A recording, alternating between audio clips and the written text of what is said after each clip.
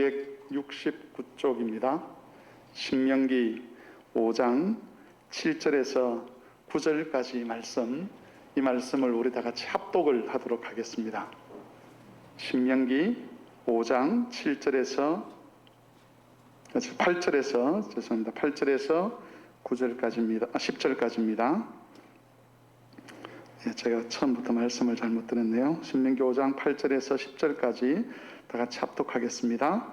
너는 자기를 위하여 새긴 우상을 만들지 말고 위로 하늘에 있는 것이나 아래로 땅에 있는 것이나 땅 및 물속에 있는 것의 어떤 형상도 만들지 말며 그것들에게 절하지 말며 그것들을 섬기지 말라. 나 내 하나님 여호와는 질투하는 하나님인즉 나를 미워하는 자의 죄를 갚되 아버지로부터 아들에게로 3, 4대까지 이르게 하거니와 나를 사랑하고 내 계명을 지키는 자에게는 1000대까지 은혜를 베푸느니라. 아멘. 하나님께서 우리에게 계명을 주신 이유는 우리로 하여금 생명의 길을 걷도록 하기 위함입니다. 이 말은 만일 우리에게 계명이 없다면 죽음의 길을 걸을 수밖에 없다는 것이죠. 그런 의미에서 계명은 우리에게 복이 되고 우리에게 덕이 되는 그런 말씀이라고 할 수가 있습니다. 우리가 어떤 특정한 틀 속에 갇혀서 생각을 하게 되면 그 틀 밖에 있는 이야기는 진리임에도 불구하고 잘 깨닫지 못하는 경우들이 많습니다. 우리는 현대의 자본주의라는 그런 틀 속에 살아갑니다. 그러다 보니까 어떻게 하면 사람이 행복해질 수 있는가, 어떻게 하면 사람이 안식을 누릴 수 있는가에 대해서 이 세상이 주는 그것 외에는 다른 곳의 생각들을 잘 할 수가 없게 됩니다.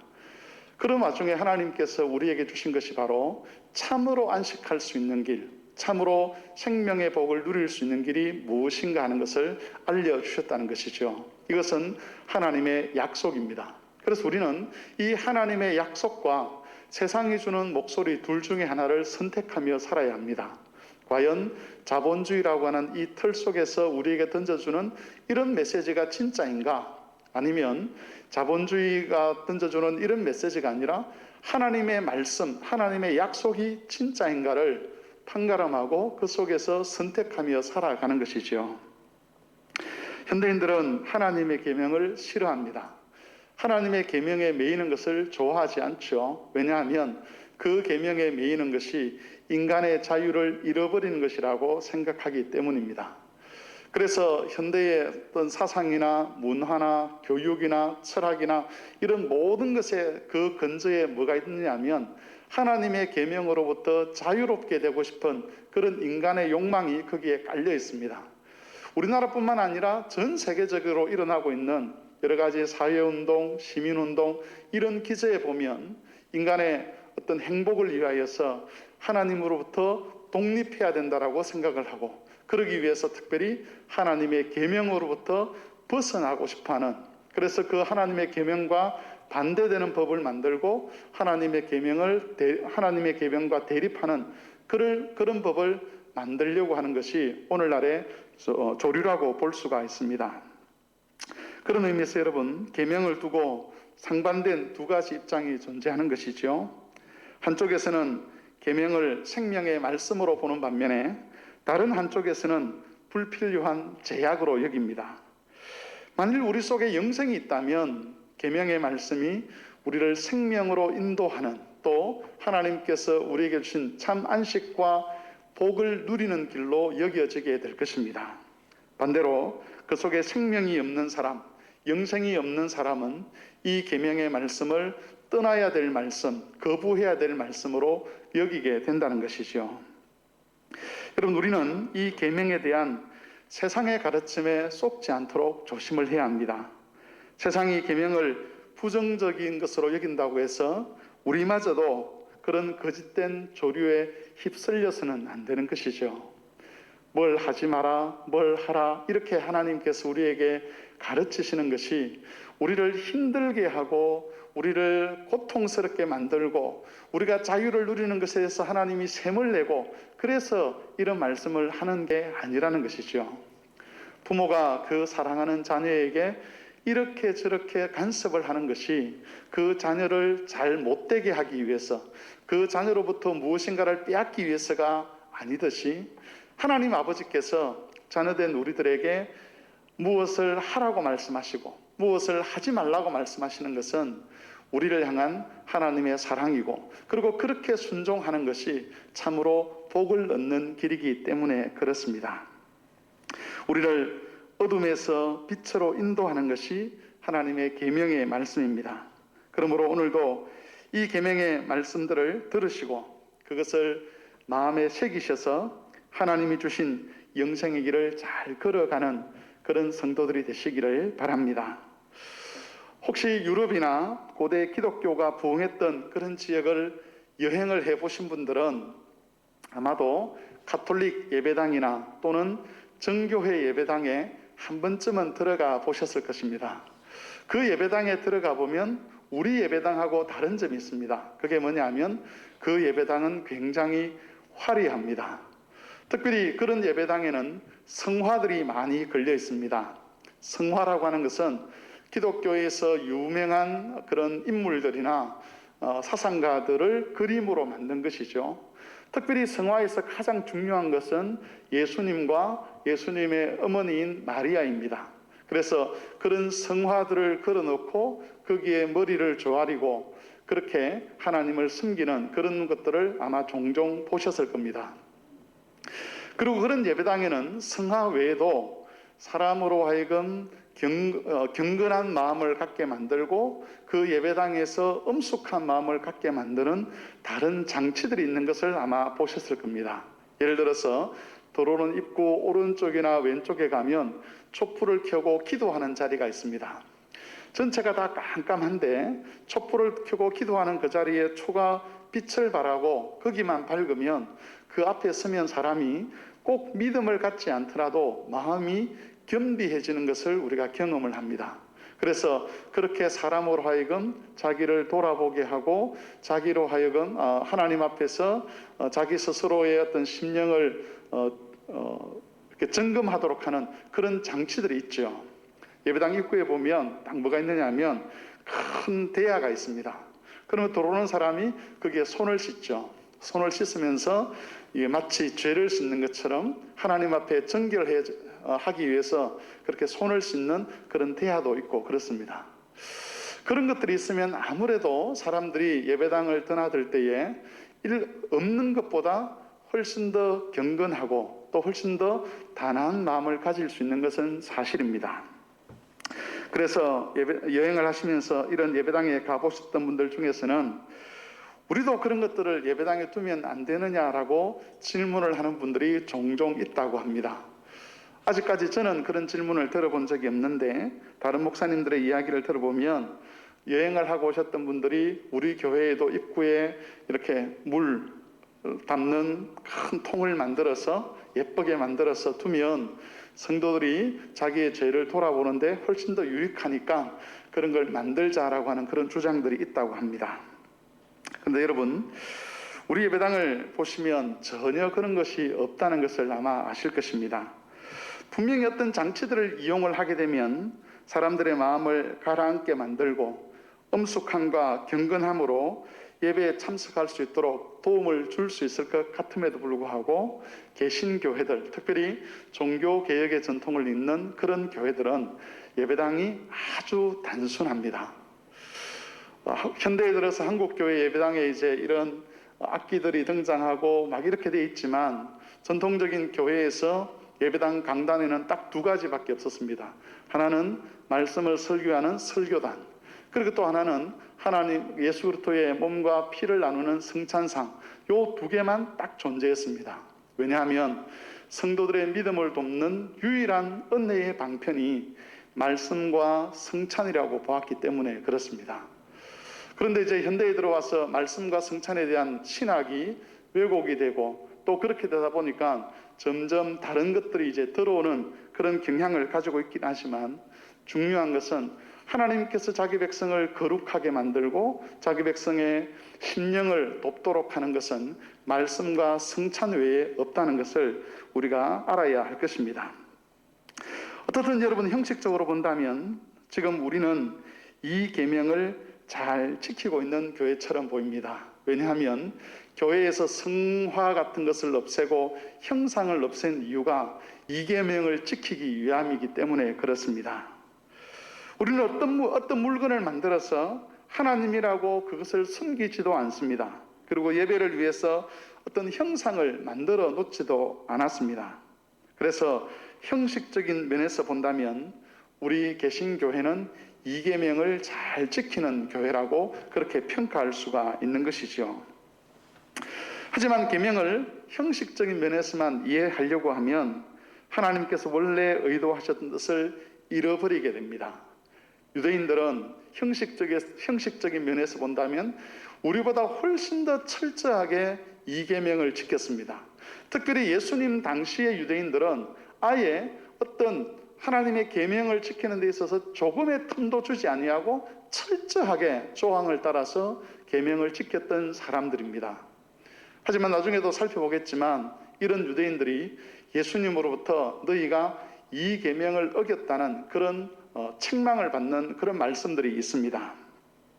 여러분, 사실 우리가 형식적인 면에서만 이해를 하려고 한다면 이 계명을 어기고 있으면서도 마치 자기는 계명을 잘 지키는 것처럼 생각하는 그런 오류에 빠질 수가 있습니다.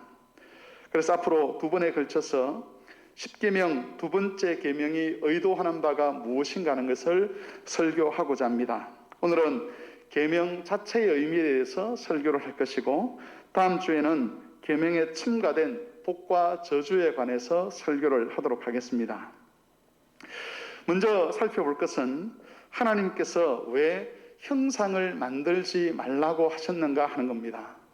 하나님은 이스라엘 백성들에게 자기를 예배하라고 하셨습니다. 그런데 우상을 섬기는 자들이 어떤 형상을 만들듯이 하나님을 형상으로 만들어서 섬기지 말라라고 하는 것이 바로 이 계명이 가지고 있는 의미입니다. 하나님께서 이스라엘 백성들에게 나타나실 때에 어떤 형상이나 모양으로 나타나지 않았습니다. 예를 들어서 해나 또는 구름이나 이런 걸로 통해서 하나님이 자기를 나타내신 게 아니라는 것이죠. 물론 하나님께서 불 가운데서 말씀하시고 구름 가운데 임하시긴 하셨지만 그 구름과 불 자체가 하나님의 형상은 아니었다는 겁니다. 뿐만 아니라 나무나 또는 짐승이나 사람도 하나님의 형상이 될 수가 없습니다. 그래서 하나님은 어떤 경우에도 하나님을 어떤 형상으로 만들어서 섬기면 안 된다라고 그렇게 명령을 하셨습니다. 그런데 여러분, 형상을 만들지 말라는 이것은 단순히 형상을 만들지 말라는 그 문자적인 의미만 있는 것은 아닙니다. 이 말씀 속에 담긴 의미는 하나님을 우상처럼 섬기지 말라는 것입니다. 여러분 꼭 이것을 기억하십시오. 이 계명에 있어서 가장 핵심적인 것은 하나님을 예배할 때에 우상을 예배하듯이 하나님께 예배하지 말라는 것이죠. 하나님을 우상화시키지 말라는 것입니다. 어떤 면에서 보면 저는 이 계명에 관한 설교를 우리 성막교회에서 오랫동안 해왔습니다. 직접적으로 이 계명을 다루지는 않았지만 다른 본문을 설교할 때나 예배에 관한 설교를 할 때나 이 계명에 관한 내용을 미리 말씀을 드렸다는 것이죠. 그래서 어쩌면 오늘 하는 설교가 이전 했던 설교를 반복하는 것이 될 수 있을지는 모르겠습니다. 그럼에도 불구하고 이 말씀을 경청하셔서 하나님 앞에 온전한 예배가 무엇인가 또는 하나님께서 거절하시는 예배가 무엇인가를 확인하는 그런 기회로 삼았으면 좋겠습니다. 하나님을 우상 섬기듯 섬기지 말라는 그런 의미, 그런 말씀의 의미를 우리가 알기 위해서는 도대체 우상을 섬긴다는 것이 무엇인가 하는 것을 먼저 살펴보아야 합니다. 우리가 지난주일 설교를 통해서도 들었듯이 사람들이 우상을 섬기는 가장 궁극적인 목적은 자신의 욕망과 탐욕을 만족시키기 위함입니다. 이 세상에 있는 어떤 종교도 그 신이나 신의 뜻이나 그 신의 영광을 위하여 존재하는 종교는 없습니다. 여호와 하나님 외에 어떤 신도 어떤 교리도 그 신의 영광을 위하여 존재하는 그런 교리나 가르침은 없다는 것이죠. 그런 까닭에 우상 숭배자들에게 있어서 진짜 신은 바로 신을 숨기는 그 사람의 욕망과 탐심입니다. 우상 숭배자들에게 있어서 예배라는 것은 그런 욕망과 탐욕을 위해서 신을 설득하는 행위라고 할 수가 있습니다. 우리도 예배를 드리지만 우상 숭배자들도 예배를 드리는데 그 우상 숭배자들의 예배의 목적이 뭐냐? 본질이 뭐냐? 자기가 섬기는 신을 설득하는 겁니다. 그래서 자신의 욕망과 탐욕을 만족시키려고 하는 것이 예배의 본질이라는 겁니다.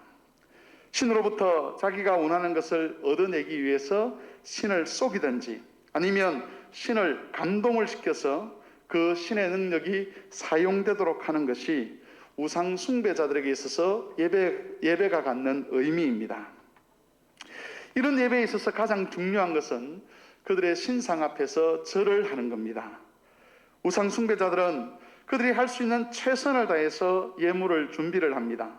그리고 진정과 열심이 담긴 마음으로 제사를 드립니다. 다른 사람이 할 수 있는 보통의 마음이나 보통의 제물로는 신을 특별하게 감동을 시킬 수 없기 때문에 어떤 특별한 요구를 할 때에는 다른 사람들이 할 수 없는, 흉내낼 수 없는 그런 헌신을 그 신 앞에 보이기도 하는 것이죠. 그래서 간절할 때는 자기 몸을 자해하는 일도 하고 또 더 간절할 때는 자기 자녀를 불사르는 일, 자기 자녀를 제물로 드리는 그런 일들까지 하게 되는 것입니다. 우상 숭배자들은 이런 식으로 예배를 드리면서 그 신을 설득하고 그 신으로부터 그 신의 능력을 빌어서 자기가 원하는 것을 이루려고 합니다. 그리고 여기에는 아주 중요한 한 가지 전제가 있습니다. 그것은 바로 자신들이 열심을 나타내고 정성을 보이면 신을 설득할 수 있다는 전제입니다. 이것은 좋은 말로 하면 설득이지만 좋지 않는 말로 하면 신을 조종할 수 있다는 것이지요. 내가 가지고 있는 이 예물을 가지고 이 정성을 가지고 이 헌신을 가지고 저기 하늘에 있는 저 신을 내 마음대로 조종할 수 있다는 생각이 우상 숭배자들의 마음속에는 전제로 깔려 있습니다. 비록 평소에는 신이 나한테 불만을 가졌을 수 있지만 지금 내가 신 앞에서 드리는 이 제사를 드리기만 하면 평소에 그 신과 불편했던 마음을 내가 제거할 수 있고 그 신으로부터 호감을 얻어낼 수 있다고 보는 것이죠. 신을 설득한다 또는 신을 조종한다는 것이 바로 이런 의미입니다. 여러분, 십계명 제2계명에서 가르치는 것은 하나님을 이런 식으로 섬기지 말라, 이런 식으로 예배하지 말라는 뜻입니다. 이것은 단순히 형상을 만드느냐 만들지 않느냐의 문제가 아닙니다. 성화를 만들어서 벽에 걸어두느냐, 예수님의 형상을 만들어서 앞에 걸어두느냐, 이런 의미가 아니라는 것이죠. 이것은 그런 것을 해도 된다는 의미는 또한 아닙니다. 오히려 우리가 성화를 걸어두지 아니하고 성부나 성자나 성령을 어떤 형상이나 그림으로 만들어서 섬기지 않는다 할지라도 이 계명을 주신 하나님의 뜻을 우리가 얼마든지 위반할 수 있다는 겁니다. 두 가지 예를 통해서 한번 살펴보겠습니다. 먼저 이사야서 1장 10절에서 17절 말씀을 우리 화면을 통해서 한번 보겠는데, 이 말씀은 바로 우리가 읽었던 2계명에 대한 해설서라고 볼 수가 있습니다. 그리고 이것은 제가 자주 인용했던 말씀이기도 한데 그럼에도 불구하고 오늘 다시 한번 확인을 해 보도록 하겠습니다. 이사야서 1장 10절에서 17절, 가능하면 성경책을 찾으시면 더 좋은데 그렇지 않은 분들은 화면을 통해서 우리 천천히 같이 한번 읽어보도록 하겠습니다.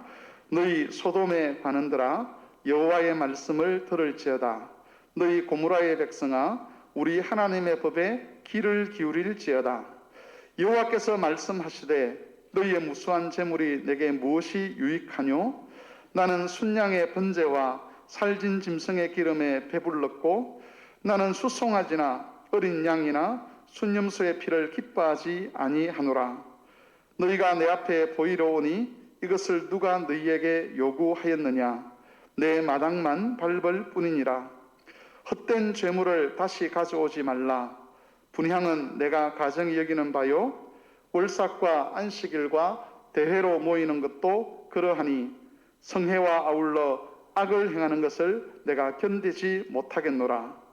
내 마음이 너희의 월삭과 정한 절기를 싫어하나니 그것이 내게 무거운 짐이라. 내가 지기에 곤비하였느니라. 너희가 손을 펼 때에 내가 내 눈을 너희에게서 가리고 너희가 많이 기도할지라도 내가 듣지 아니하리니 이는 너희 손에 피가 가득함이라. 너희는 스스로 씻으며 스스로 깨끗하게 하여 내 목전에서 너희 악한 행실을 버리며 행악을 그치고 선행을 배우며 정의를 구하며 학대받는 자를 도와주며 고아를 위하여 신원하며 과부를 위하여 변호하라 하셨느니라. 이스라엘 백성들이 생각하기에 하나님의 마음을 얻기 위해서는 예배만 잘 드리면 된다라고 그렇게 생각을 했습니다. 율법에서 정한 절기만 잘 지키면 하나님으로부터 복을 받을 수 있다는 생각을 했습니다. 그래서 정성을 들여서 하나님께 제물을 드렸습니다. 온 힘을 다해서 절기를 지켰습니다. 하나님께서 정하신 규칙과 규례를 잘 지켰습니다. 그런데 자기들은 할 일을 다 했기 때문에 당연히 하나님으로부터 복을 얻을 것이라고 기대했던 것과 달리 하나님은 이스라엘 백성들의 예배를 거부하셨습니다. 왜냐하면 그들의 예배가 제2계명을 어기는 예배였기 때문에 그렇습니다. 그래서 제가 앞에서 말씀드린 대로 이사야서 1장에 있는 이 말씀은 제2계명에 대한 해설서라고 볼 수가 있는 것이죠.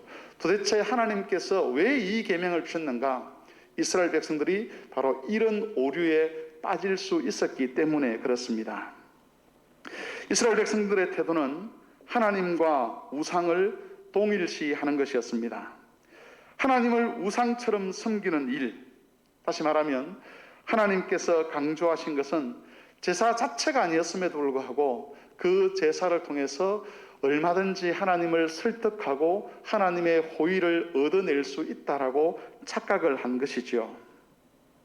하나님께서 원하신 것은 하나님의 백성들이 거룩하신 하나님의 말씀을 따라서 자신의 탐욕을, 자신의 욕망을 절제하고 의와 공의를 행하는 것이었습니다. 구원받은 백성이기 때문에, 영생을 얻은 백성이기 때문에 하나님의 계명을 따라서 영생에 걸맞는 삶을 살아가기를 원하셨고, 또 계명을 순종함으로 말미암아 얻게 되는 그런 복과 안식에 이르기를 원하셨습니다. 그런데 이스라엘 백성들은 하나님의 의도와 달리 자기 속에 있는 욕망과 탐심을 버리려고 하지 않았습니다. 자기 속에 있는 욕망과 탐심을 이루기 위해서, 그것을 만족시키기 위해서 하나님을 이용하고 싶었다는 것이죠. 그래서 열심히 기도했습니다. 온 정성을 다해서 하나님을 섬기고 예배를 드렸습니다. 하지만 그런 예배가 하나님으로부터 거절을 당한 것입니다. 여러분, 속죄 제사를 드린다는 것은 죄를 회개한다는 것입니다. 우리가 예배를 드릴 때에 회개하는 시간을 가지지 않습니까? 그 회개하는 시간에 예수님의 이름으로 우리가 회개하고 죄 용서를 구합니다. 구약시대에는 예수님이 오시지 않았기 때문에 짐승을 제물로 드려서 그런 죄 용서를 하나님께 구했는데, 그게 바로 속죄의 제사입니다. 이스라엘 백성들은 열심히 하나님 앞에서 속죄의 제사를 드렸습니다. 그런데 이 속죄의 제사가 의미가 있기 위해서는 이들이 6일 동안 살아가면서 하나님의 계명에 순종하며 살려고 하는 그런 열심을 보일 때에만 이게 의미가 있는 것이죠. 6일 동안 살아가면서 자기 욕심과 탐욕을 추구하며 살던 그런 사람들이 아무런 그런 하나님의 뜻에 대한 공감도 없이 주일 안식일 날 예배당에 와서 또는 성전에 와서 짐승의 피를 잡고 하나님이 내 죄를 용서해 주실 것이라고 그렇게 확신하는 것은, 그것은 윗선이요 거짓이라는 겁니다. 우리 하나님은 그런 하나님이 아니라는 것을 성경은 강조하고 있습니다. 우상처럼 의지도 없고 뜻도 없고 그냥 재물만 갖다 바치고 열심만 갖다 바치고 정성만 갖다 바치면 그냥 좋아서 헤헤거리는 그런 식의 하나님이 아니라는 것입니다. 하나님은 공의로운 분입니다. 하나님은 정의로운 분입니다. 하나님은 참되신 분이시고 거짓된 욕망과 탐심의 종로로 타는 하나님이 아니라는 것을 성경은 가르쳐 주고 있습니다. 그러면서 여러분, 1계명과 2계명은 연결되어 있다고 볼 수가 있습니다. 1계명을 지키지 못하는 사람은 2계명을 지킬 수도 없습니다. 하나님 외에 다른 신을 두는 자, 또는 하나님이 아닌 탐심과 욕망을 신으로 섬기는 자는 절대로 2계명을 지켜낼 수가 없는 것이죠. 자신의 욕망과 탐욕을 신으로 삼는 사람은 하나님을 반드시 우상화시킬 수밖에 없습니다. 이런 점들은 예수님의 가르침을 통해서도 잘 나타납니다. 마태복음 23장 23절에서 28절까지의 말씀을 우리가 한번 보겠습니다. 이 말씀의 배경은 이스라엘 백성들의, 예수님 당시 이스라엘 백성들의 예배입니다. 그 예배를 배경으로 해서 하나님께서 바리새인들과 서기관들을 책망하는 말씀이 바로 마태복음 23장의 말씀인데, 그 중에서 23절에서 28절까지의 말씀을 같이 한번 아까처럼 읽어보도록 하겠습니다. 화 있을진저 외식하는 서기관들과 바리새인들이여, 너희가 박하와 회향과 근처의 11조는 들이되 율법에 더 중요한 바 정의와 긍휼과 믿음은 버렸도다. 그러나 이것도 행하고 저것도 버리지 말아야 할지니라. 맹인된 인도자여, 하루살이는 걸러내고 낙타는 삼키는도다. 화 있을진저 외식하는 서기관들과 바리새인들이여, 장과 대접의 겉은 깨끗이 하되 그 안에는 탐욕과 방탕으로 가득하게 하는도다. 눈먼 바리새인이여, 너는 먼저 안을 깨끗이 하라. 그리하면 겉도 깨끗하리라. 화 있을진저 외식하는 서기관들과 바리새인들이여, 회칠한 무덤 같으니 겉으로는 아름답게 보이나 그 안에는 죽은 사람의 뼈와 모든 더러운 것이 가득하도다. 이와 같이 너희도 겉으로는 사람에게 옳게 보이되 안으로는 외식과 불법이 가득하도다. 서기관들과 바리새인들은 그 당시에 거룩한 믿음의 사람들이라고 인정을 받고 있었습니다. 특별히 그들의 신앙생활을 하는 모습을 보면 거기에 박하와 회향과 근처에 11조까지 드렸다라고 그렇게 평가를 받았습니다. 원래 하나님께 11조를 구약의 이스라엘 백성들은 드렸는데, 이 박하와 회향과 근처는 향신료인데, 이런 향신료의 11조는 그 당시에 드리지 않는 것이 관례였습니다. 하지만 이 서기관들과 바리새인들은 다른 사람이 하지 않는 것, 다른 사람이 신경 쓰지 않는 그런 부분에서조차도 하나님께 열심을 보였습니다. 그래서 이 박하와 회향과 근처에 11조까지 드리는 그런 정성으로 하나님께 예배를 했다는 것이죠.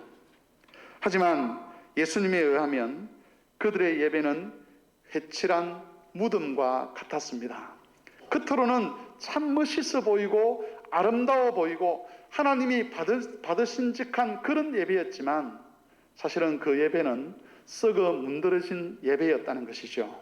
왜냐하면 예배하는 자들이 그들 속에 있는 탐심을 버리지 아니하고, 예배하는 자들이 그들 속에 있는 욕망을 버리지 아니하고, 하나님 앞에서 겉모양만 갖춘 채 하나님을 설득하고, 그리고 하나님으로부터 복을 얻어낼 수 있다는 그런 거짓된 사상에 물들어 있었기 때문에 그렇습니다.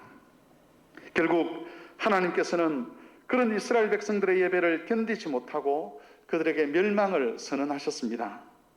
마태복음 24장 2절에 보면 예수님께서 하신 이런 말씀이 있습니다.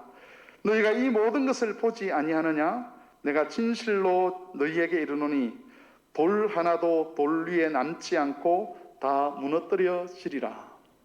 예루살렘 성전에 관한 예수님의 말씀이었습니다. 그 옛날 이스라엘 백성들이 하나님을 우상화시켰던 것 때문에 솔로몬 성전이 파멸을 당한 것처럼 예수님 당시에 이스라엘 성전도 똑같은 이유로 하나님으로부터 심판을 받게 된다는 것입니다. 실제로 예수님 당시에 있었던 예루살렘 성전은 주 70년, 서기 70년에 로마의 침략을 받아서 돌 하나도 돌 위에 남지 않을 정도로 완전히 파멸을 당하고 말았습니다. 지난주에도 말씀을 드렸지만 우상 숭배의 죄는 하나님의 백성들이라고 해서 끊어내기가 쉬운 것이 아니죠. 동일하게 여러분, 이 우상 숭배의 죄와 함께 하나님을 우상화시키는 이런 죄도 아주 집요하게 하나님의 백성을 유혹하고 하나님 백성이 시험에 들게 만든다는 것을 우리는 알아야만 합니다.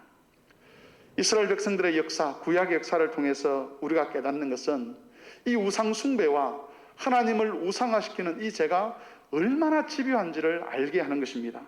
뿐만 아니라 하나님 백성들에게 있어서 제1계명과 제2계명을 지켜내는 일이 얼마나 많은 수고와 노력을 필요로 하는 말씀인지, 얼마나 깨어 있어야만 이 말씀을 지킬 수 있는 것인지를 우리로 하여금 알게 합니다. 하나님의 은혜를 입은 이스라엘 백성들이 결국은 이 죄 때문에, 우상을 숨기고 하나님을 우상화시킨 이 죄 때문에 멸망을 당하기까지 했다는 것은 그만큼 이것을 분별하고 지켜내는 일이 쉽지 않은 것이고, 사람들이 그냥 지나치듯이 그렇게 지나칠 수 있지만 이 계명을 지키지 않는 것은 아주 심각한 일이라는 것을 성경이 우리에게 경고해 주고 있는 것입니다. 우리는 지금 한국 교회를 보면서 한국 교회 역시 이런 죄에 빠져 있다는 것을 알게 됩니다. 한국 교회는 전 세계적으로 볼 때에 아주 단시간 내에 급속하게 성장한 교회로 알려져 있습니다. 특별히 한국 교회 새벽기도회나 각종 기도회나 부흥회는 전 세계적으로 연구 대상이 되고 있는 그런 형편이라는 것을 아마 한 번쯤은 들어보셨을 겁니다. 지금도 그런 성장의 여파가 우리에게 남아 있습니다. 그래서 어느 교회에 새로운 목사가 부임을 하게 되면 그 새로운 목사가 부임한 이후에 교회가 성장하지 않으면 그것을 이상한 현상으로 여기는 그런 풍토가 우리 안에 조성되어 있는데, 이것은 그만큼 그동안 한국 교회가 고속적인 성장을 했기 때문에 나타난 결과였습니다. 원래는 교회가 성장을 하거나 부흥을 하게 되면 그 사회는 전반적으로 공의롭고 정의로운 사회가 됩니다. 정치적인 갈등이나 사회적인 갈등이 줄어들게 됩니다. 그리고 인간의 탐욕을 부추기는 그런 법과 제도들이 힘을 얻지 못하는 그런 현상들이 나타나게 됩니다. 그리스도인들이 하나님의 계명의 말씀에 순종하기 때문에, 그 계명에 순종하는 사람들이 늘어나기 때문에 사회도 영향을 받을 수밖에 없는 것이죠. 하지만 한국 교회가 이렇게 성장한 것에 비해서 한국 사회는 그동안 건강한 사회가 되지 못했습니다. 불법이 일상화되어 왔고 투기가 과열되었습니다. 사회적인 정의도 제대로 실현되지 못했습니다. 그 속에 교회가 늘 주인공으로 자리 잡고 있었습니다. 교회가 목소리를 높이면 사회적인 갈등이 증가하는 현상들이 나타나게 되었습니다. 이 말은 우리가 가장 열심히 예배를 드리고 많이 기도하고 많이 헌신하고 있음에도 불구하고 사실은 제대로 하나님을 섬기지 못한다는 것을 의미합니다. 이 말은 헌신이 부족했다, 그동안 기도가 부족했다, 열심이 부족했다, 한국교회의 성도들의 정성이 부족했다, 그러니 더 많이 헌금해야 되고 더 많이 기도해야 되고 더 많이 열심을 내야 되고, 그런 말씀이 아니라는 것이죠. 하나님을 섬기되 하나님의 뜻대로 섬기지 못했다는 겁니다. 하나님께서 금하신 것, 없애야 한다, 죽여야 된다, 극복해야 된다고 하셨던 그런 인간의 욕망과 탐욕을 긍정하고 하나님을 통해서 그 욕망과 탐심을 만족시키고자 했기 때문에 열심을 내면 낼수록 오히려 하나님과 멀어지는 현상이 일어났고, 열심을 내면 낼수록 하나님의 뜻을 거스리는 그런 일이 우리에게 일어났던 것입니다. 그리고 지금 우리는 그 결과를 구체적인 현상들을 통해서 경험을 합니다. 여러분, 우리의 위기는 교회 안에서 이루어졌던 집단 관념으로 인한 세상의 비난, 그것이 우리의 위기가 아닙니다. 코로나 확산으로 인해서 교회에서 모임이 있으면 사람들이 그 교회 앞에서 데모를 한다 하는 이야기도 들었습니다. 제가 아는 어떤 교회는 교회가 코로나 확산의 주범이라는 이유 때문에 그 마을 주민들이 예배당 입구를 막고 성도들이 드나들지 못하도록 바리케이트를 쳤다는 그런 이야기를 들은 적도 있습니다. 여러분, 이런 것이 교회의 위기라고 말할 수 없습니다. 우리의 위기는 사실 세상이 어떻게 하는 것과는 상관이 없습니다. 우리의 위기는 우리 안에 있는 위기입니다. 우리가 정화되지 못하고 우리가 1계명과 2계명을 어김으로써 그리스도의 몸답지 못한 것 때문에 세상이 우리를 정죄하는 것이지, 세상에서 우리에게 줄 수 있는 그런 위기라는 것은 사실은 작은 것일 수밖에 없는 것이죠. 여러분, 앞에서 말씀드린 대로 하나님께서 우리에게 계명을 주신 것은 어둠에서 빛으로 나아가도록 하기 위함입니다. 영생의 길을 알지 못하는 우리로 하여금 영생의 길을 걸어서 하나님이 약속하신 안식과 하나님이 약속하신 평강을 얻도록 하기 위하여 하나님이 계명을 주셨다는 것이죠. 이 사회, 자본주의라는 이 틀 속에서 우리가 배운 것은 돈이 있어야 행복할 수 있고, 권력이 있어야 행복할 수 있고, 건강이 있어야 행복할 수 있고, 사람들이 부러워하는 그런 복을 받아야만, 물질적이고 현세적인 복을 받아야만 사람이 행복할 수 있다는 그것만 우리가 배웠습니다. 그래서 그것 외에는 생각을 못하는 것이죠. 그렇지만 그렇게 살다가는 결국 하나님의 심판대 앞에서 영원한 저주를 받는 그런 불행한 삶이 될 수밖에 없지 않습니까? 그래서 하나님께서 이 어둠을 뚫고 빛을 통해서 우리에게 말씀해 주신 것이 하나님의 계명입니다. 특별히 하나님의 백성들에게 너희는 진짜 행복한 삶을 살아야 한다. 너희는 진짜 안식 있는 삶을 살아야 한다. 그게 뭐냐? 하나님의 계명을 지키는 일이다.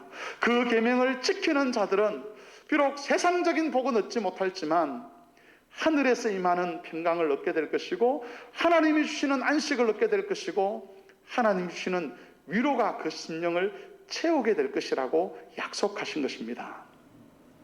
탐심과 하나님의 말씀은 같이 갈 수가 없습니다. 이 세상을 향한 걸음과 영생을 향한 걸음이 같이 갈 수가 없는 겁니다.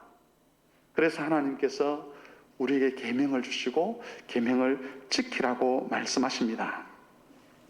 우리가 계명을 지키기 위해서 영적인 씨름을 한다면 굳이 예배당을 종교적인 분위기가 가득한 곳으로 바꿀 필요가 없습니다.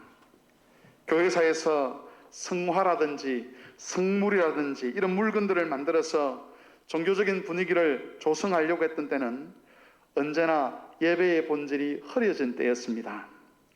하나님의 계명에 순종하고 그 순종의 열매를 하나님께 드리는 일이 희미해지고 약화될 때에 사람들을 더욱더 교회에 매이도록 하고 사람들로 하여금 종교적인 위로를 얻도록 하기 위해서 그런 장치들을 만들어낸 겁니다. 좀 더 구체적으로 말하면 욕심과 탐욕을 포기하지 않으면서도 신앙적인 위로나 힘을 얻고 싶을 때 편법으로, 거짓으로 사람들을 위로하기 위해서 성화라는 것이 필요했고 종교적인 장치들이 필요했던 것입니다. 종교개혁자들은 그것을 잘 알고 있었습니다. 그들은 참된 예배자들에게 필요한 것은 다른 것이 아니라 말씀과 성찬이라는 것을 알았습니다. 그래서 하나님 말씀을 설교하는 강단과 보이는 말씀 역할을 했던 성찬상 외에는 예배당에서 다 추방을 시켜버린 겁니다. 말씀을 정리하겠습니다.